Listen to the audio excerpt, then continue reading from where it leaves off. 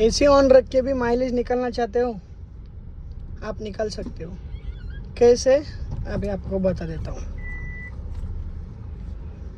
तो देखो, जब भी आप एसी ऑन करके गाड़ी चलाते हो और आपको माइलेज भी अच्छा खासा चाहिए, तो आपको एक काम करना है। आप ना जो टेम्परेचर होता है एसी का, वो 17 की बजाय आप रखते जाइए 24 पे, और जो फ़ैन की स्पीड है वो 2-3 तक रखते जाइए।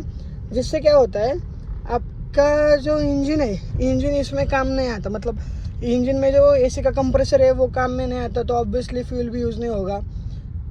इसी वजह से कभी भी आप जब देखो, अभी मैंने भी क्या किया है एसी में, यहाँ पे एसी का जो टेम्परेचर है वो कम रखा है, मैन्युअल है मेरा, पर कम रखा है मैंने। फ़ैन की स्पीड 2 पे रखी है।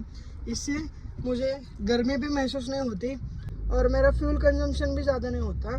तो ये है ना smart tip, follow for more.